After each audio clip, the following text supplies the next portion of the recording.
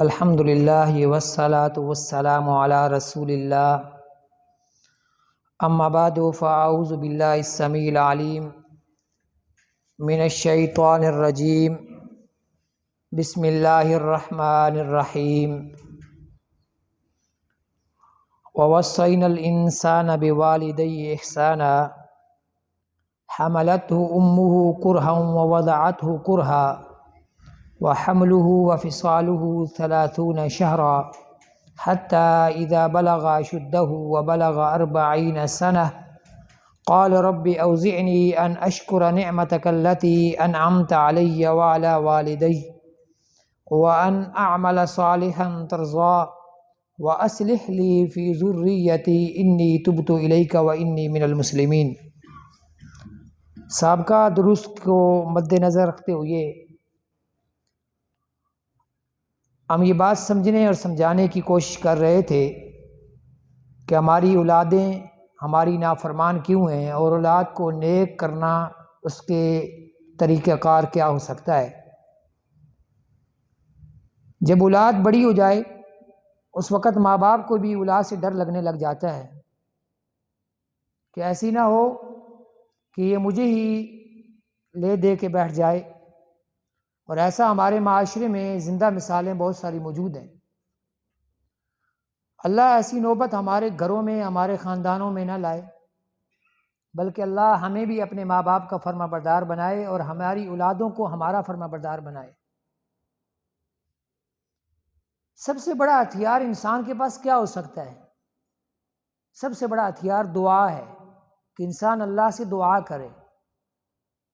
جیسا ہم سابقہ دروس میں بھی پڑھ چکے ہیں، جس طرح آپ اللہ سے اولاد مانگتے ہیں تو اسی طرح باقی نعمتیں مانگتے ہیں، اللہ سے یہ دعا بھی مانگیں کہ اے اللہ میری اولاد کو میری آنکھوں کی ٹھنڈک بنا، میری اولاد کو فرما بردار بنا۔ قرآن مجید کی ایک آیت ہے، اللہ رب العالمین فرماتے ہیں جو دعا اللہ تعالیٰ نے ہمیں سکھائی ہے کہ اللہ کے جو بندے ہیں وہ اللہ سے یہ دعا مانگتے ہیں، ربنا ہب لنا من ازواجنا والذین یقولون ربنا هب لنا من ازواجنا وذریاتنا قرۃ اعین۔ اللہ کے بندے وہ بندے ہیں جو اللہ سے دعائیں کرنے کے ساتھ ساتھ یہ دعا بھی مانگتے ہیں کہ اے ہمارے رب، اے ہمارے پالنے والے، ہمارے جوڑے، یعنی مرد کہے تو ہمارا جوڑا عورت اور عورت کہے تو ہمارا جوڑا مرد، ربنا هب لنا من ازواجنا، اے ہمارے پالنے والے ہمارے رب، ہمارے جوڑے، وذریاتنا اور ہماری اولاد، قرۃ اعین، اللہ ہماری آنکھوں کی ٹھنڈک بنا۔ آنکھوں کی ٹھنڈک کا مطلب کہ وہ مطیع اور فرما بردار ہوں، وہ لائق اور نیک ہوں، تاکہ ماں باپ کا دل دکھائیں نہ بلکہ ماں باپ کو سکھی اور اچھا پائیں، اور ماں باپ جب ان کو دیکھے تو ماں باپ کو سکون ملے۔ اور انسان کی زندگی کی سب سے بڑا ٹارگٹ یہ ہونا چاہیے، سب سے بڑا مقصد یہ ہونا چاہیے کہ عبادت تو میں نے اللہ کے لیے کرنی ہی کرنی ہے، لیکن دنیا میں کوئی مجھ پر اعتماد کرے نہ کرے، میرا ماں باپ مجھ پر اعتماد کر سکے، میرا ماں باپ فخر سے کہہ سکے کہ ہمارا بیٹا، ہماری بیٹی، ہماری یہ اولاد لائق اور فائق ہے۔ اور اسی کے ساتھ ساتھ سورہ احقاف کی آیت نمبر 15 میں نے آپ کے سامنے رکھی تھی کہ اللہ تعالیٰ فرماتے ہیں کہ ہم نے انسان کو وصیت کی ہے، اور لفظ وصیت کیوں استعمال کیا کہ اس کے اندر تاکید ہے، ورنہ اللہ فرما دیتے کہ ہم انسان کو واعظ کر رہے ہیں، ہم حکم دے رہے ہیں۔ وصیت اس لیے کہا کہ وصیت عرف عام میں وہاں کی جاتی ہے جب انسان دنیا سے جا رہا ہوتا ہے تو آخری بات وہ کر کے جاتا ہے وصیت، اور اس کے ورثاء جو ہیں وہ اس کی وصیت کو نہیں چھوڑتے، چاہے وہ جو کچھ مرضی ہو جائے۔ تو اللہ رب العالمین نے لفظ وصیت اس لیے استعمال کیا کہ اس کے معنی کے اندر وزن پیدا کرنے کے لیے فرمایا ہم وصیت کر رہے ہیں انسان کو بوالدی احسانا، وہ اپنے والدین کے ساتھ احسان کرے، نیکی کرے، اچھا سلوک کرے، اچھا برتاؤ کرے۔ وہ اچھا برتاؤ کیسے ہو؟ وہ سورہ بنی اسرائیل میں جیسا بیان فرمایا وَقَضَىٰ رَبُّكَ أَلَّا تَعْبُدُوا إِلَّا إِيَّاهُ وَبِالْوَالِدَيْنِ إِحْسَانًا، اما یبلغن عندک الکبر احدہما او کلاہما، کہ تمہارے والدین میں سے دونوں یا دونوں میں سے ایک۔ اللہ اکبر، اللہ نے بات بڑی جامع کی ہے۔ اللہ صرف یہ کہہ دیتے نا تمہارے والدین تمہاری زندگی میں بوڑھے ہو جائیں تو ان کی خدمت کرنا، تو بات بہت بڑی تھی، لیکن اللہ نے بات کو بڑھایا اور بعد میں وزن پیدا کیا اور ساری اشکالات کا خاتمہ کیا۔ فرمایا کلا، دونوں والدین، او کلاہما، یا ان دونوں میں سے ایک، چاہے والدہ ہو یا والد ہو، مقام دونوں کا ہے، مرتبہ دونوں کا ہے، عزت دونوں کی ہے، دونوں نے مل کر کے اس بچے کی پرورش کی ہے، ایک نے محنت کی ہے، ایک نے مال لگایا۔ فرمایا احسان کرنا ہے، احسان۔ احسان کس طرح؟ اما یبلغن عندک الکبر احدہما او کلاہما، اگر تمہارے والدین تمہاری زندگی کے اندر دونوں بوڑھے ہو جائیں یا دونوں میں سے ایک ہو جائے، فلا تقل لہما اف۔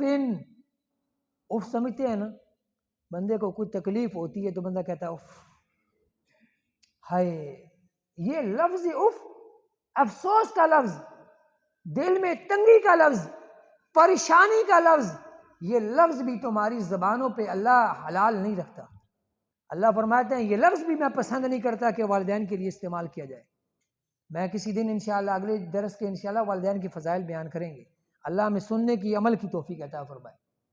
آج کی بات آگے آ رہی ہے، اللہ فرماتے ہیں سورہ احقاف میں، فرمایا والدین کے ساتھ احسان کرنا ہے، احسان، اور اس کے ساتھ کیا فرمایا؟ وجہ یہ ہے کہ حملتہ امہ کرہا ووضعتہ کرہا، ماں نے تکلیف اٹھا کے اسے پیٹ میں رکھا، تکلیف اٹھا کے اسے پیدا کیا، وحملہ وفصالہ ثلاثون شہرا، فرمایا اس کے حمل کی اور اس کے دودھ چھڑانے کی جو مدت ہے وہ 30 مہینے ہے۔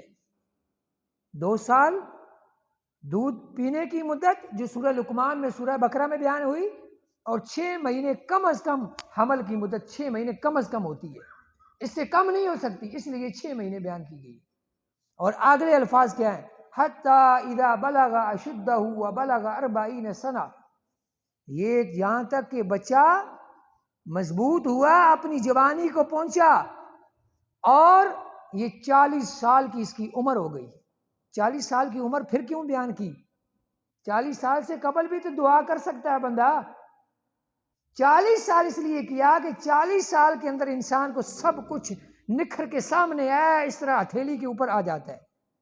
انسان جو زندگی میں دھوکے میں پڑا ہوتا ہے نا، عورتوں کے دھوکے میں، جوانی کے دھوکے میں، مال کے دھوکے میں، دوستوں کے دھوکے میں، 40 سال کی عمر میں انسان کو سب کچھ واضح ہو جاتا ہے، یہ سب دھوکا ہے، کچھ بھی نہیں ہے۔ حقیقت وہی ہے جو دنیا میں نے پا لیا، اور آخرت میں کل قیامت کے دن مجھے اللہ دے گا۔ اور 40 سال کی عمر میں انسان کی عقل مضبوط ہو جاتی ہے۔ فرمایا وَبَلَغَ أَشُدَّهُ 40 سنہ، اب 40 سال کی عمر ہوئی، اب اللہ سے دعا کر رہا ہے، سبحان اللہ، اللہ مجھے اور آپ کو 40 سال سے قبل بھی اور 40 سال کی عمر اور اس کے بعد بھی یہ دعا کرنے کی توفیق عطا فرمائے۔ فرمایا رب اوزعنی ان اشکر نعمتک التی انعمت علی، فرمایا اے میرے رب، یہ دعا یاد کر لینا سورہ احقاف سے، فرمایا اے میرے رب مجھے توفیق دے، مجھے یہ توفیق دے کہ میں ان نعمتوں کا تیرا شکر ادا کروں جو نعمتیں تو نے مجھ پہ کی ہیں، وعلی والدیہ، جو تو نے میرے والدین پہ کی، وان اعمل صالحا ترضیٰ، اور فرمایا اے اللہ مجھے توفیق دے کہ میں وہ عمل کروں جو تجھے پسند ہو جائے۔ بسا اوقات انسان عمل کرتا ہے، اللہ قبول نہیں کرتا، انسان کے اپنے کسی بدعملی کی وجہ سے، جس طرح آتا ہے نا سورہ غاشیہ میں، عاملۃ ناصبہ تصلیٰ نارا حامیہ، عمل کرنے والی پیشانیاں کل قیامت کے دن بڑکتی آگ میں ڈالی جائیں گی۔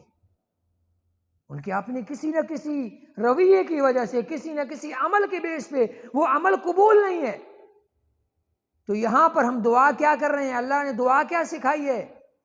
رب ان اعمل صالحا ترضیٰ، اے اللہ مجھے توفیق دے میں وہ عمل کروں جو تجھے پسند ہو، جن کو تو پسند کر لے۔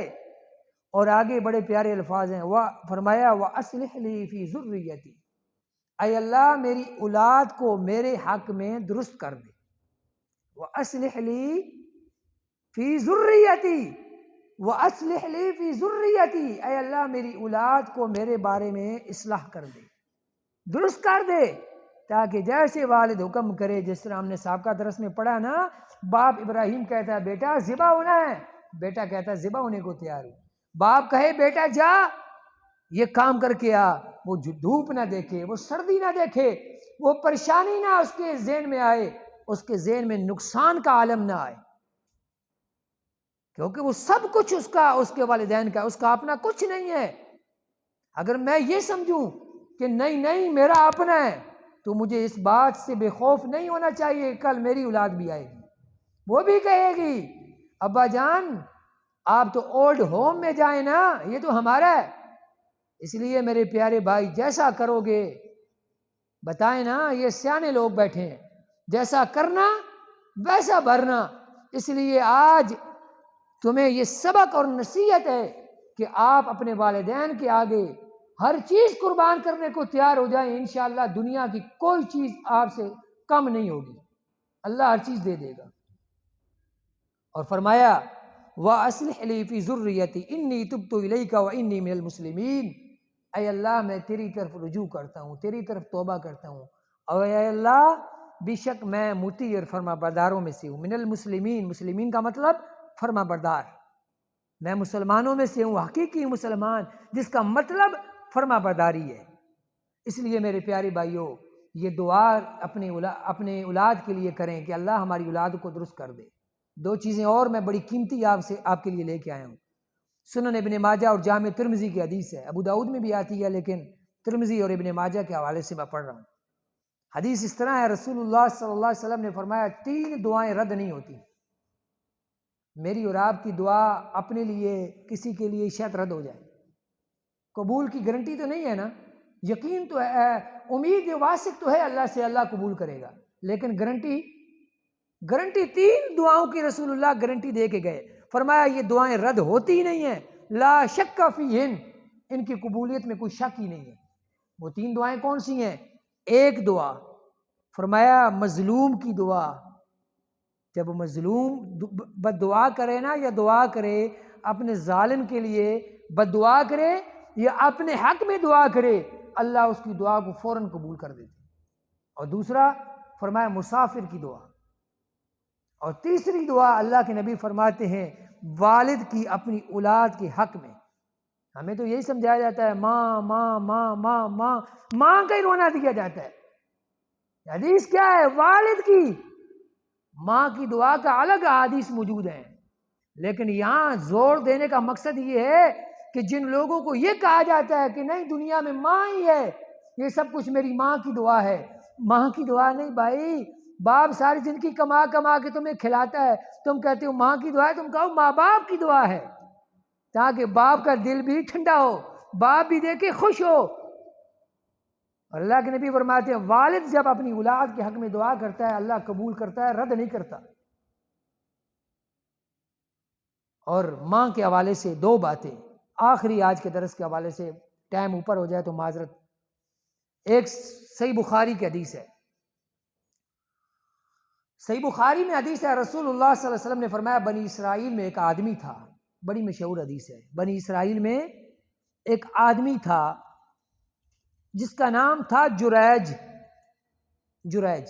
وہ بڑا نمازی پرہیزگار آدمی تھا، اپنی مسجد میں نماز پڑھتا، اس کے ماں اس کو آواز دیتی ہے اور وہ نماز کی حالت میں ہے، میں بات بڑی قابل غور کر رہا ہوں، ماں اس کو آواز دیتی ہے اور وہ نماز پڑھ رہا ہے، یہ میرے اور آپ کے لیے، ماں اسے دوبارہ آواز دیتی ہے، وہ پھر بھی نماز جاری رکھتا ہے، وہ ذہن میں خیال آتا ہے اب نماز کا حکم رب کا ہے اور ماں آواز دے رہی ہے کیا کروں، لہٰذا وہ نماز کو قائم رکھتا ہے۔ عقل یہی کہتی ہے نماز قائم رکھنی چاہیے، نہیں، یہاں عقل کمزور ہے، عقل میں فطور ہے، نہیں قائم نہیں رکھنی چاہیے، بلکہ نماز سلام پھیر دیں، ماں کی بات سن کے دوبارہ نماز پڑھ لیں، ادھر ہی ہے نماز، انشاءاللہ رب راضی ہے، رب نے حکم دیا ہے والدین کی اطاعت کا۔